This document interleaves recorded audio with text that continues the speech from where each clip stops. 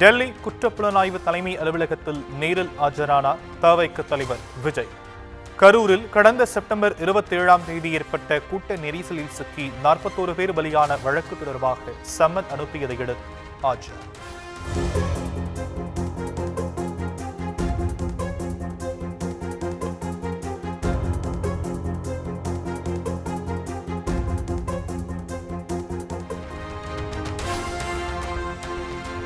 CBI முன்பாக ஆஜரான தவிக தலைவர் விஜயிடம் 4 பேர் கொண்ட அதிகாரிகள் விசாரணை.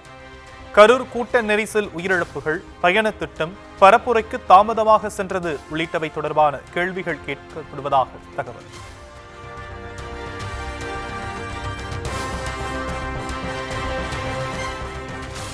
டெல்லி விமான நிலையத்திலிருந்து சுமார் 20 கிலோமீட்டர் பயணித்து சிபிஐ அலுவலகம் சென்ற விஜய் பலத்த பாதுகாப்புடன் அழைத்துச் சென்றனர் தலைநகர போலீசார்.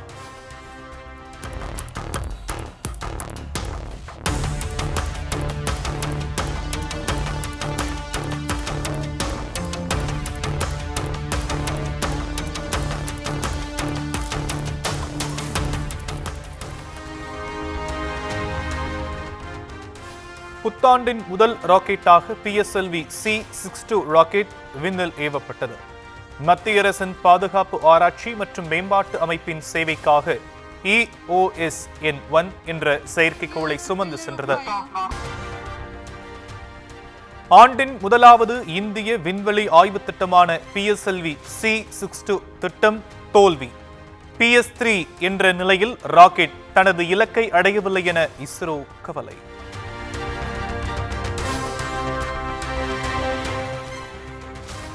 ஆண்டுகளுக்கு பின் சென்னையில் மீண்டும் டபுள் டெக்கர் பேருந்து சேவை தொடக்கம். அடையாறிலிருந்து மாமல்லபுரம் வழித்தடத்தில் இயங்கும் பேருந்து சேவையை தொடக்கி வைத்தார் முதலமைச்சர் மு.க. ஸ்டாலின்.